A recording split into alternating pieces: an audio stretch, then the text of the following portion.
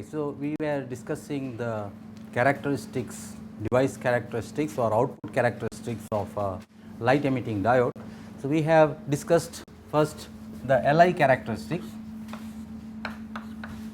light current characteristics or IP characteristics, and we have discussed this in detail. Just one point here, if you were to plot temperature versus optical power, P optical. So, this is 0.1, 1 and 10 milliwatt, P optical in milliwatt. Then for the 3 LEDs it would approximately look like this, the variation.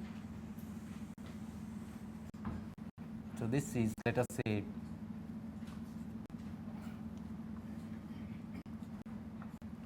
so 10, 20, 30, 40, 50 degrees centigrade. This is for an edge emitting LED, ELED. A surface emitting LED normally has more power and therefore it would look almost parallel. The variation would almost look like this. This is for a surface emitting LED. So, qualitatively I am just showing that what kind of variation.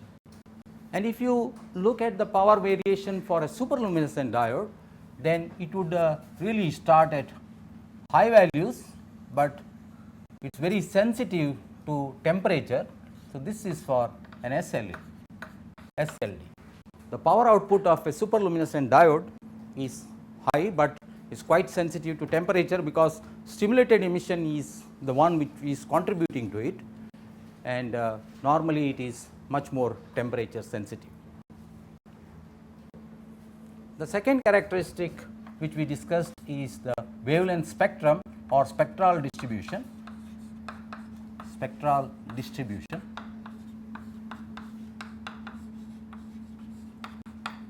One, we have discussed this in detail, but still there was one point which I had not discussed, and that is theoretically we got a graph which is like this. So, this is wavelength lambda versus the optical power or rate of spontaneous emission or P optical or intensity I of nu. So, I of lambda, P optical of lambda or I of lambda, and this started at lambda g, the band gap wavelength. You can always reverse it and see Eg. So, this is the variation, but I had also shown you practical variations and they looked almost symmetric. Practical graphs almost looked symmetric, centered around a line center. Here is the line center. So, this is lambda p corresponding to peak value lambda p, but it does not show this sharp edge. This is because of the presence of band tail states. It is a matter of detail, but band tail states. So, band tail states refer to states which are present. If you see the density of states, we had shown the density of states like this. So, what I am plotting is rho of C comma V, and this is versus energy. This point is EC and this value here is EV, the density of states. There are no states in this forbidden gap, but in general in doped semiconductors you always have some states here. Similarly, there are some states here close to the band edge. This is because of a variety of reasons. It is a matter of details. I do not wish to go into those details at this point, but it is because of the band tail states actually this allowed the density of states has a variation which is not sharp at EC, but really there is a band gap narrowing, means this is the actual theoretical band gap, but you have some states close to EV and close to EC. There are a variety of reasons. One, due to dopants, addition of dopants, the dopants are distributed randomly, even though they could be substitutional impurities, they are still distributed randomly. This leads to a random variation in the periodic potential. When you have got these nice curves, we have considered that it is a perfect crystal with a periodic potential, but the period itself fluctuates in the presence of dopants, and that fluctuations lead to some states here. This is one of the reasons, due to dopants. The second reason is because of the heterostructure, the heterojunctions that you have. Although we have taken care of lattice matching, at the heterojunctions there are two different types of atoms which form a bond, and the corresponding electronic energy is close to this band edge. So, the states which come here are because of some of these reasons, and there are definitely some defects. You can minimize the defect density, but there are also defects, and this tail like portion is called band tail states. So, what it means is the states do not start abruptly, and therefore, it does not start abruptly here. You see, an electron from here can combine with a hole here, giving out a photon of energy less than Eg, and therefore, this in practice this turns out to be like this. So, when you really measure, you get a spectrum which is smooth, not symmetric, but smooth. So, the explanation comes from band tail states. One last point in this, we have discussed that with temperature, I had shown that with temperature the curve shifts to longer wavelengths. Typical numbers are 0.3 to 0.4 nanometer per degree centigrade in gallium arsenide based LEDs, and typically of the order of 0.6 nanometer per degree centigrade in indium gallium arsenide phosphide LEDs, that is in the IR. Typical shift of the peak, typical shift of this peak with the temperature per degree centigrade is of this order. So, today we will discuss modulation bandwidth, but before that I have just one more characteristic, that is the angular distribution or the radiation pattern. The radiation pattern indicates the directionality of a source.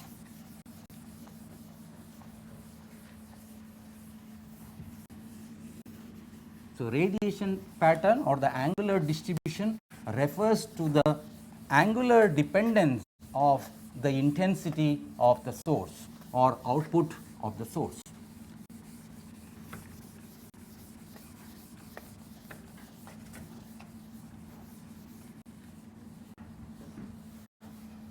So, let us briefly see the radiation pattern. So, the third characteristic, angular distribution or radiation pattern.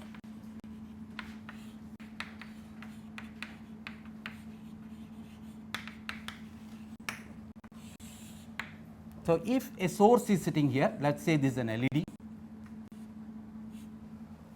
If you measure the intensity distribution as a function of the angle, so you scan, let us say you take a photodetector, a pinhole photodetector here. So, this is a photodetector connected to a power meter.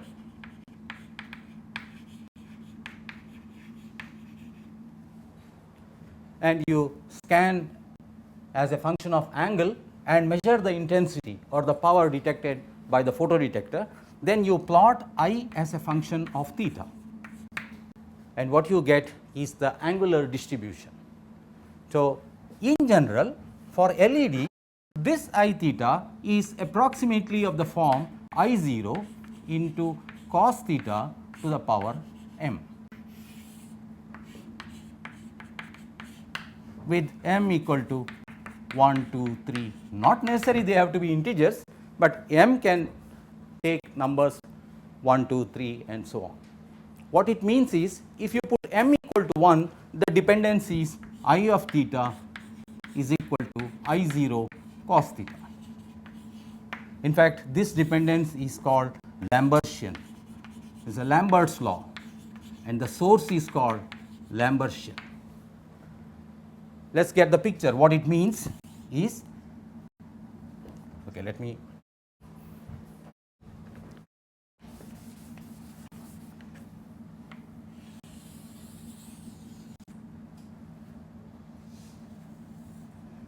so the LED is placed here. This is the LED. The LED is sitting here, and you have measured as a function of angle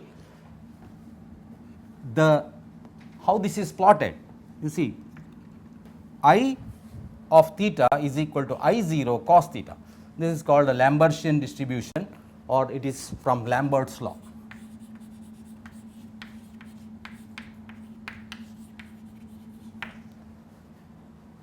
In this, if it is Lambertian distribution, you will get this radiation pattern as a circle. What have I plotted? I have plotted intensity as a function of theta. So, this is the theta, the LED is sitting here. You are measuring the intensity as a function of theta, and the point here, that is the length of this chord, is proportional to intensity. This is I of theta. So, at every angle we measure the intensity and put a point where at in that angle the length of this is proportional to the measured power, or I can write this as I by I of theta by I0 equal to cos theta. I0 is nothing but I at 0 angle, that is here. This I0 is I of 0, theta equal to 0. At theta equal to 0, cos theta is 1, and therefore I0 is nothing but I at theta equal to 0. So, right in front of the LED we measure the power. Let us say you get some power, I get P0 or intensity I0, whatever, P0. At some other angle I get power which is P of theta. Then P theta by P0, so I normalize this to 1. P by P0 will be less than 1, and that is this length. So, at different angles you find out P of theta by P0, and then corresponding to that length normalized to 1. This is 1. So, divide by this length. So, the magnitude here of this chord here is proportional to the power at theta, power measured at the angle theta. So, at different theta I measure the power and put the point. This length is proportional to the power at that value. So, what you get is the radiation pattern. This is called the radiation pattern. Let me show you another radiation pattern. For example, if I have a dome shaped LED like this, normally this has radiation pattern which is, in fact, those of you who have done the experiment with the display LED which already has an encapsulation here, you get a pattern like this. You do not get a circle. The display LEDs which have an encapsulation, direct encapsulation, which acts like a lens, has a forward characteristic like this. Similarly, so how did we get this? So, it is the same thing. Everywhere corresponding to theta, you measure what is the power, normalize it with respect to the power at theta equal to 0 and plot it. So, plot everywhere and you get the radiation pattern. So, this is a typical LED because of the lensing action. It has a forward characteristic. There are certain LEDs which are which have parabolic encapsulation, which has a better forward characteristic. So, you get radiation patterns like this.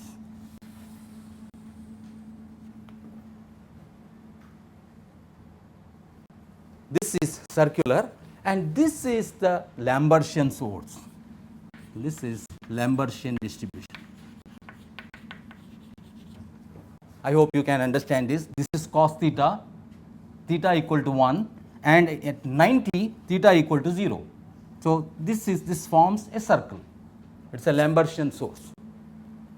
For a Lambertian source, the radiation pattern looks like a circle. For others, this is probably I0 cos theta, cos cube theta or cos 2 theta, something like that. Normal display LEDs have this m value about between 2 and 3. So, you have slightly bulging kind of a radiation pattern, and this is with the parabolic. These are planar LEDs, all are surface emitting LEDs, planar. The radiation pattern that I have shown, planar LEDs which do not have any encapsulation normally have a nearly Lambertian distribution, a near Lambertian distribution in planar LEDs which do not have encapsulation or any micro lens in front. So, these are planar LEDs, this is parabolic, this is maybe hemispherical. Hemispherical and parabolic refers to this, the encapsulation which gives the lensing action. Here there are none.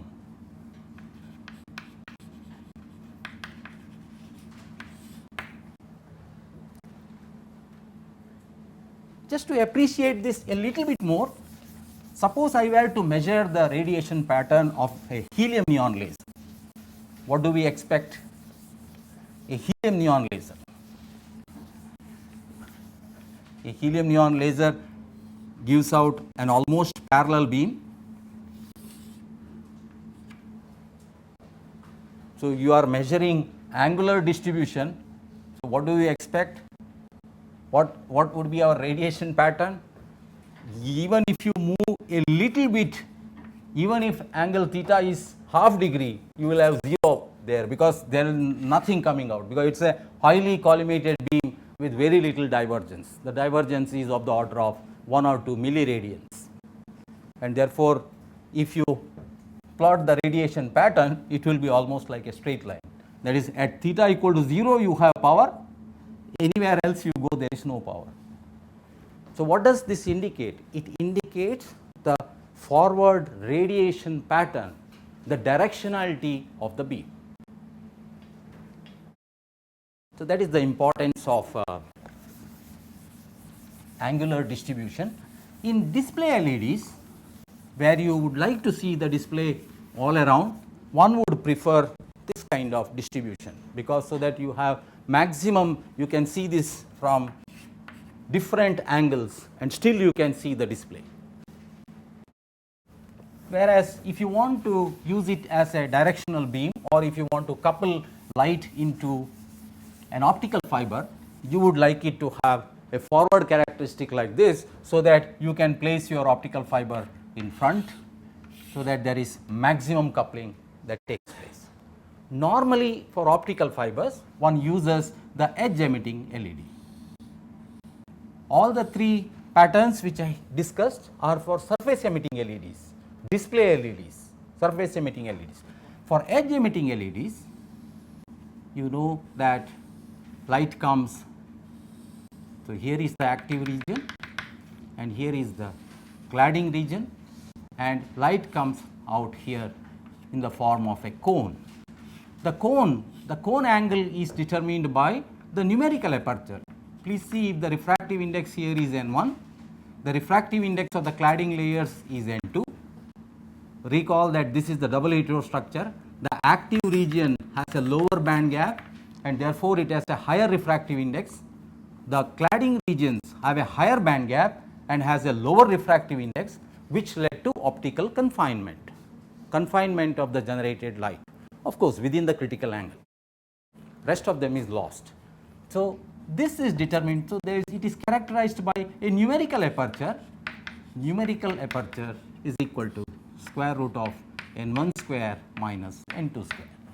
Those of you who are doing a course on fiber optics or guided wave optics, you are familiar with this numerical aperture. So, numerical aperture is nothing but sin theta, where theta, so let me call this as theta m.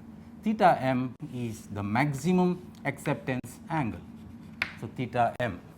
If theta m is the maximum angle of the cone of emission here, then sin theta m is called the numerical aperture, which can be shown to be equal to square root of n1 square minus n2 square. Typically, the refractive indices are such that this cone angle here, the total cone angle delta theta here is of the order of 30 degrees for edge emitting LEDs. About 30 degrees is the divergence angle of the, of course, it depends on n1 and n2, is typically about 30 degrees. But in the parallel plane, so if I show you the 3D view, before I erase this, what is delta theta?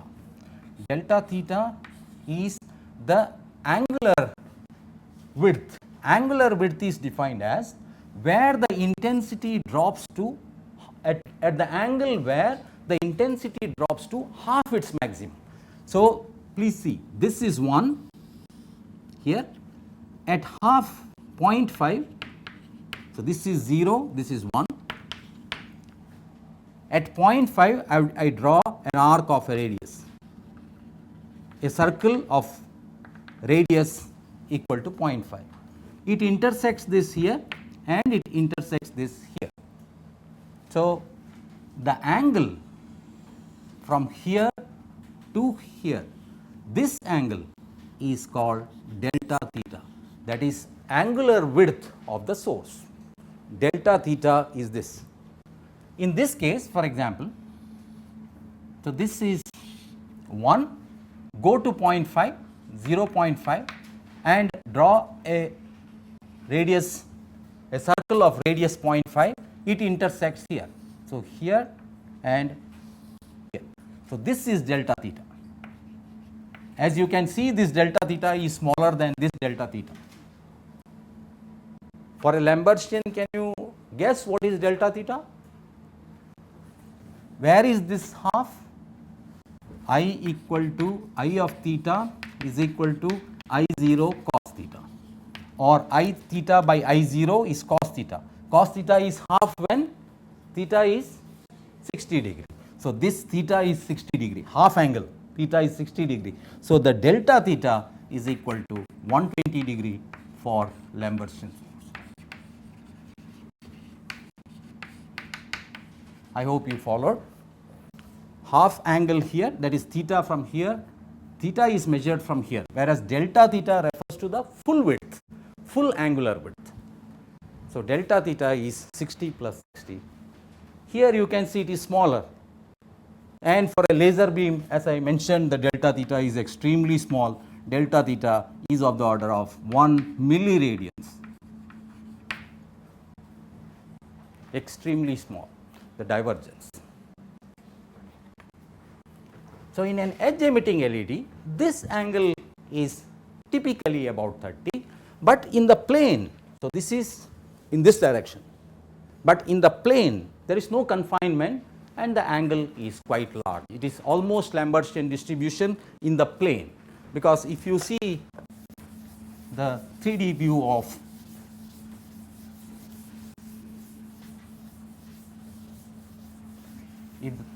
if we see the 3D view of an edge emitting LED, so here is the face,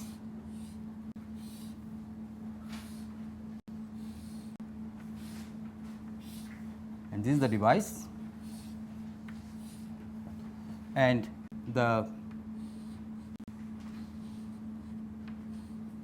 this is the metallic portion, the contact electrode on top and contact electrode at the bottom.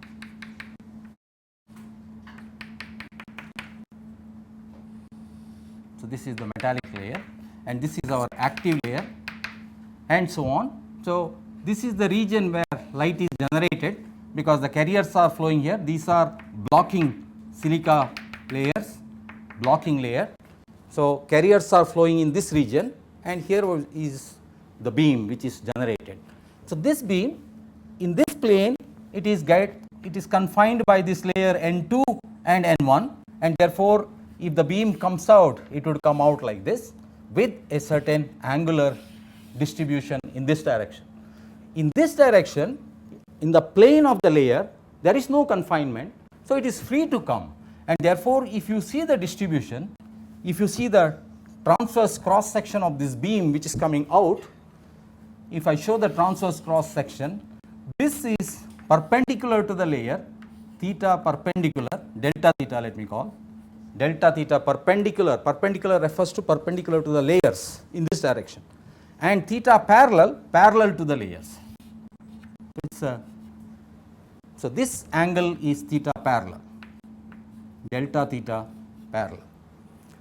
This delta theta perpendicular, I suppose you have got a picture what I am showing. What I have shown the cross section of the beam which is coming out. So in this direction, this angular distribution is theta perpendicular, which is determined by N1 and N2 numerical aperture, because it is determined by the slab waveguide. Whereas in this plane there is no confinement, and therefore in this plane it is relatively more spread. So literally Lambertian, therefore this could be about 120 degrees. In this, delta theta perpendicular is about 30 degrees, whereas delta theta parallel is about 120 degrees, because there is no confinement, maybe a little less than that. And what is the dimension here? I hope I have given this dimension. The width here is typically about 50 micrometer for LEDs. You will see later that in laser diodes this will be about 5 to 6 micrometer. So in LEDs this is about 50 micron. The contact electrode, the contact point here width is about 50 micron. This width of the base, total width, is approximately 100 to 150 micron, and this is a typical dimension of LED. All right, let us quickly move on to the last characteristic, that is the modulation bandwidth. We can go on discussing, there are so many interesting issues. We have to stop somewhere, and let us go to the modulation bandwidth, which is the important characteristic from a communication point of view.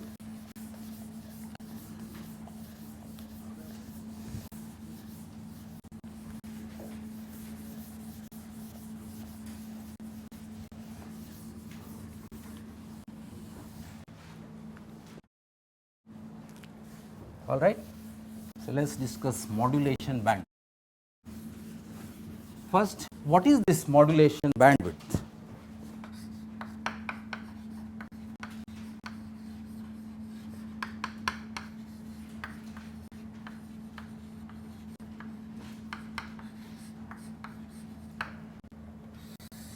Modulation bandwidth of a device is determined normally by two aspects. One is by the, it is limited by the carrier recombination time,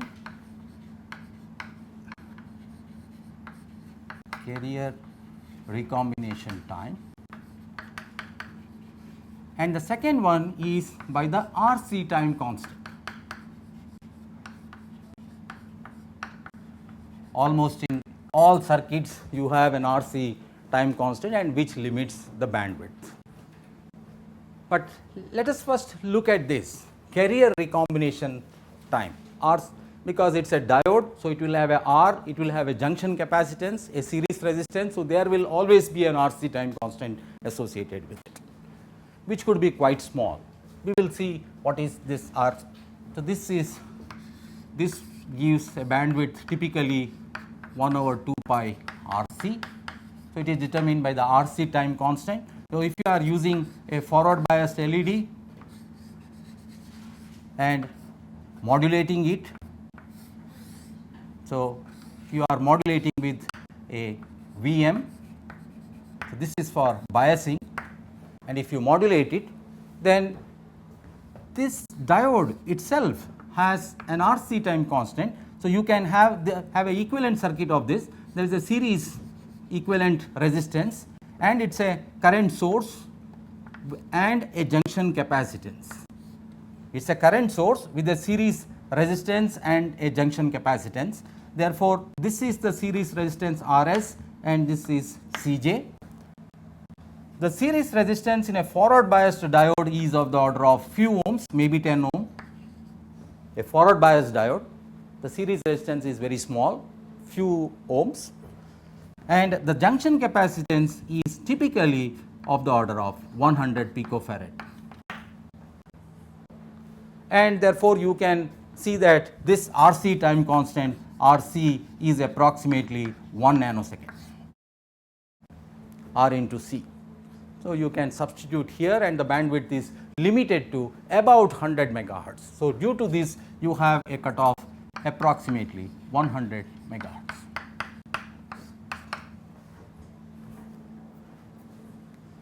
Or it is also possible to make better diodes which goes up to several hundred megahertz or maybe 1 gigahertz due to RC time constant. But there is a carrier recombination time as well.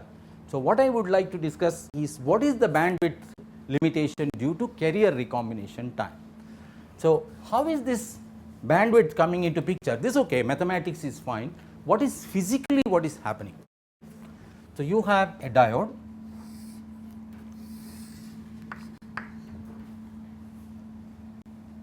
So, you apply to this diode a square wave. So, instead of this, it is easy to visualize if I apply a square wave generator, square wave pulses to this diode. There are resistances. So, this is what you get. This supply is to bias the LED at the required operating point. What I mean is, if you have IP, I versus P, which is almost linear, you would probably like to bias it at a Q point which is here corresponding to this I. There is a DC bias, and over that you superpose a AC signal. So, I am showing a square wave signal here. Now, to begin with, this is not required, we can also directly give a square wave signal. So, what would happen is, if I give a square wave signal, so this is the current signal I am showing. So, this is I, this is time axis, and this is current I of t, a step function, that is a square wave.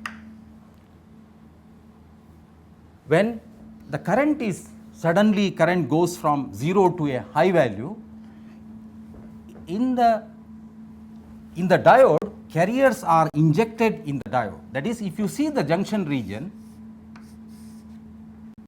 I want to, my purpose is to show where is the bandwidth limitation coming, or where is the modulation bandwidth coming due to the carrier recombination time. It will become clear as we go further, see this. So, this is the PN junction, and in the junction region you suddenly inject a current.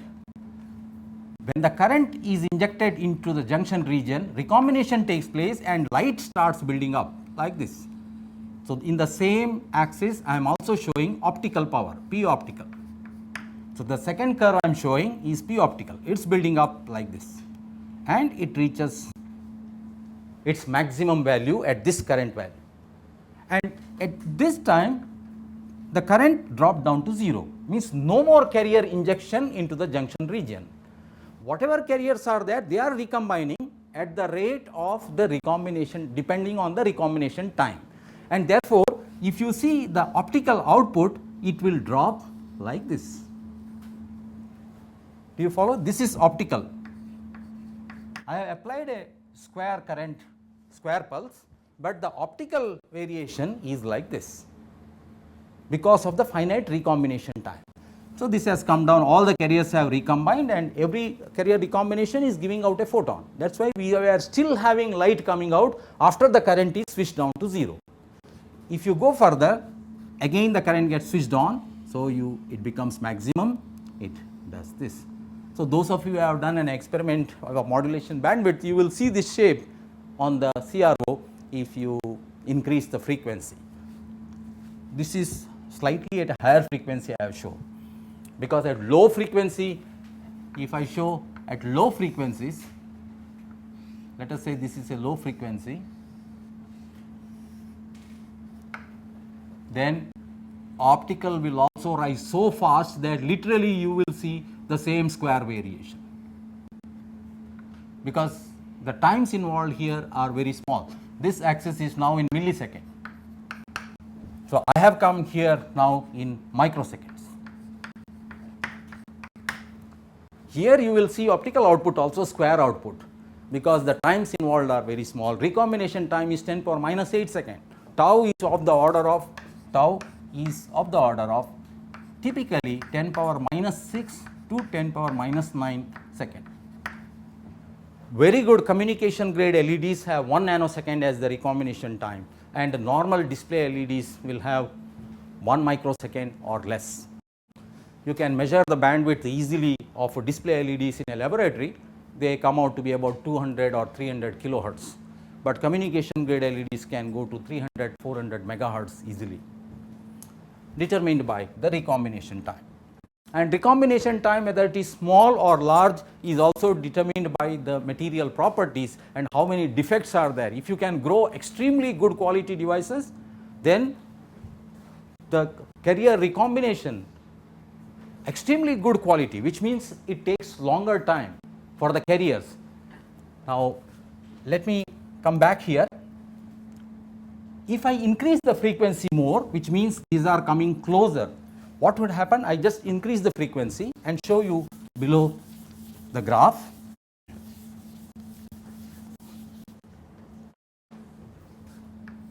So, this was at microsecond rate.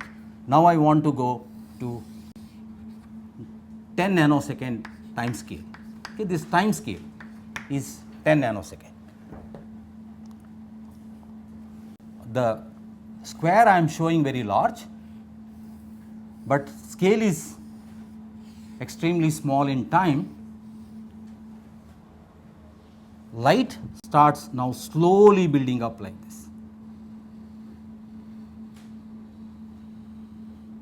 And even before it has reached the saturation,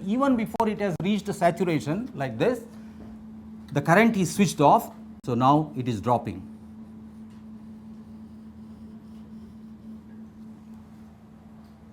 Do you follow? It is taking longer time. So, what you see is, if this was for a longer duration, the light would have built up much more.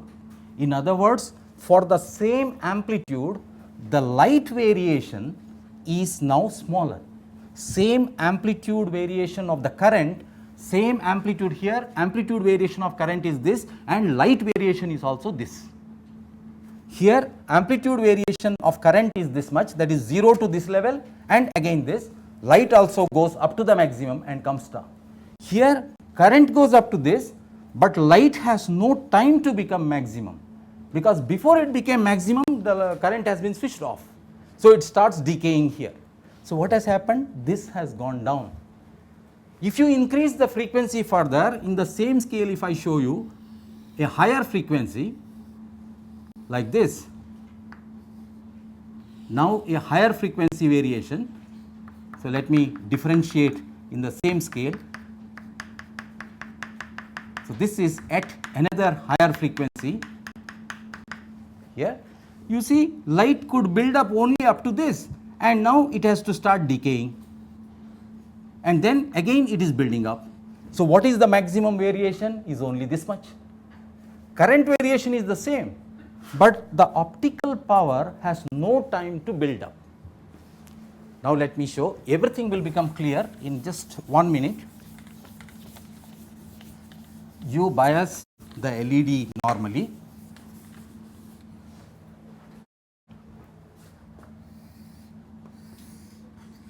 So, this is time scale.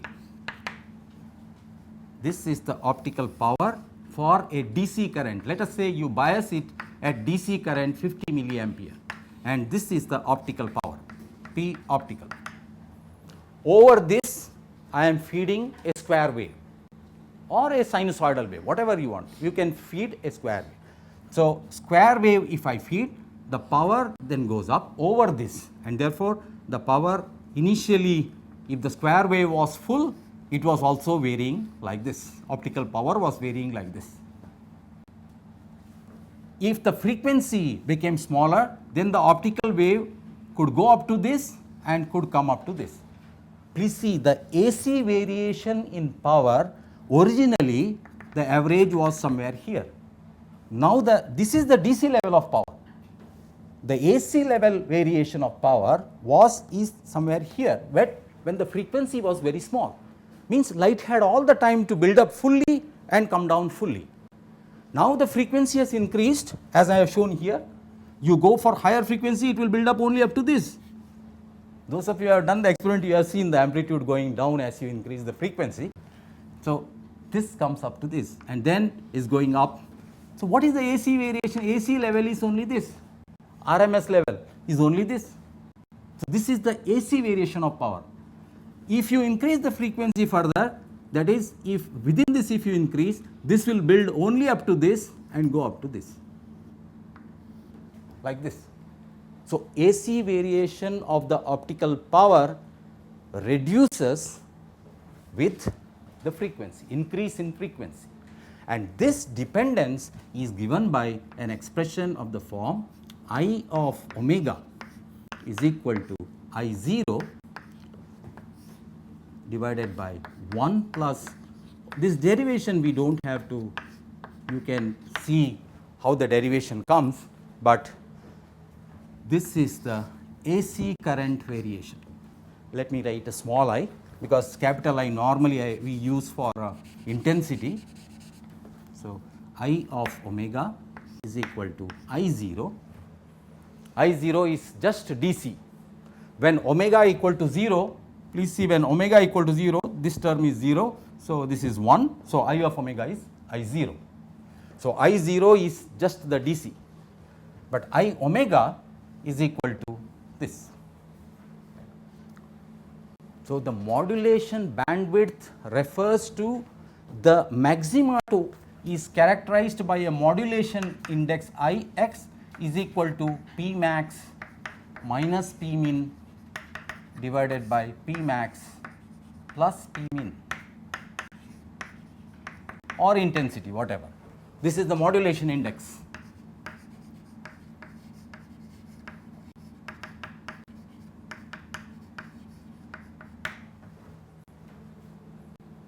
So you can see the max to min variation is now very small. Here max to min was large, full build up, max to min.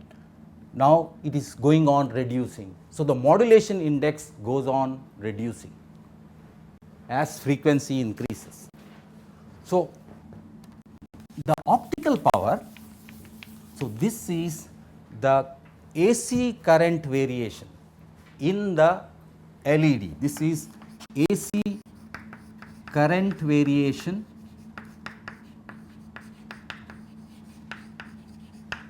across the LED because of recombinations. The optical power P optical is proportional to IAC. The optical power, AC optical power, AC variation of optical power, AC variation of optical power is proportional to IAC, because we know that power is proportional to the current, and therefore we want to determine modulation bandwidth.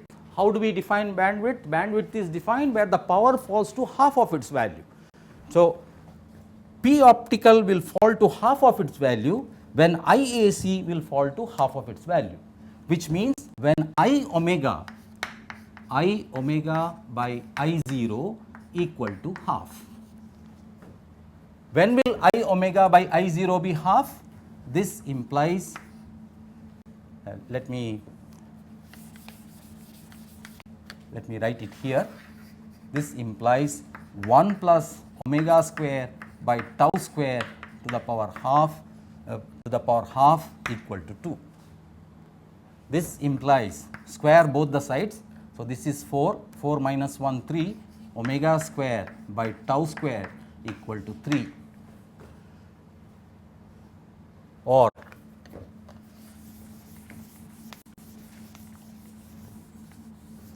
Fc, the cutoff frequency Fc is equal to twice pi into tau.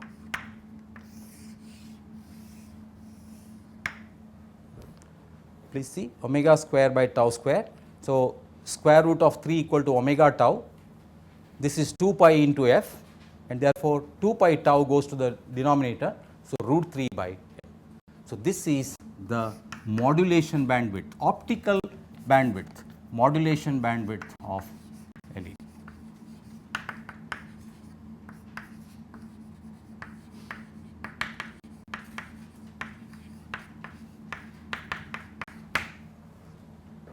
Sometimes in books you will also see the electrical bandwidth. Electrical bandwidth is proportional to I square, electrical power is proportional to I square. Therefore, electrical bandwidth, if you, let me just write down the electrical bandwidth and then come back to clear any doubts or repeat a little bit, but let me first finish. P electrical is proportional to I square, AC I square, and therefore, this will become half when IAC square by, so I have to square these by I0 square, this is I omega, AC is omega, I omega by I0 square is equal to half, is equal to 1 divided by 1 plus omega square tau square equal to half. I omega by I0, I square this, so this half goes, so it is 1 divided by 1 plus omega square tau square, this is equal to half. The electrical power becomes half. Here in the earlier derivation, the optical power becomes half. Optical power is proportional to IAC, but the electrical power is proportional to square of the current. So, half. This gives you FC electrical is equal to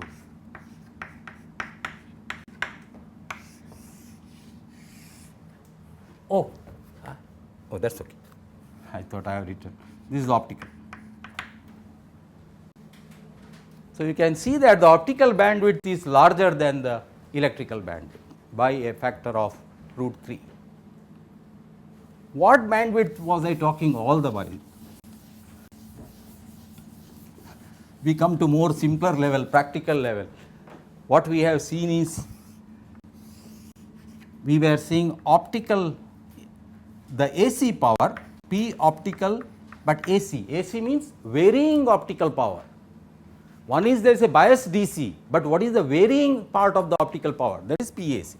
So, that was initially remaining constant, and as, so this axis is frequency f. So, as frequency increased, that AC part dropped down to 0, and where this became half is your FC.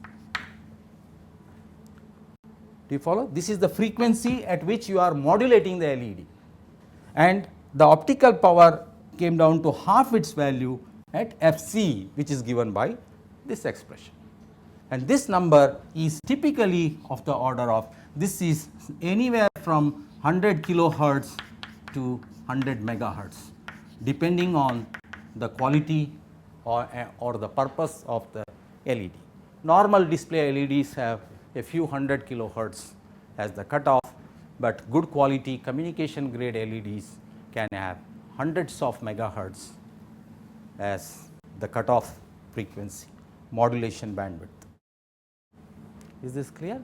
First, the origin of a finite modulation bandwidth is because the LED is not able to respond. The current is varying rapidly, but the LED is not able to respond because the recombination time is more.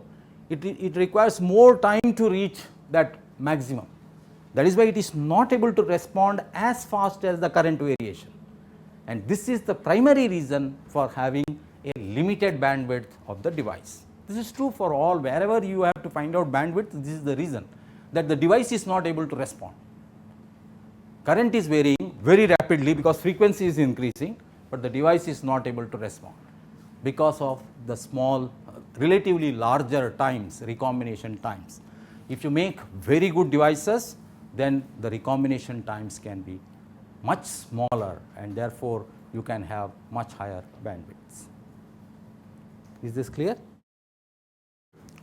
So, that brings us to the end of most of the device characteristics of LEDs, and we will discuss the number of things which one can go on discussing, but we have to draw a line here. You can see the references which are given in the list. You can also see, I do not know whether I have given the reference or not. There is a senior, John M. Senior, optical fiber communication for LEDs and their characteristics, given in great details.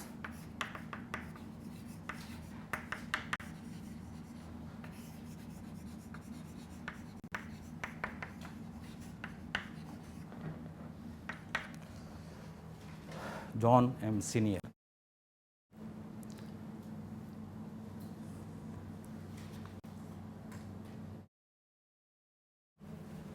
In the next class, we will come to the last topic on LEDs, that is materials and applications. There are plenty of applications, but we will discuss a few applications and materials, specific materials used for different range of wavelength emissions. Is that okay? Any specific question?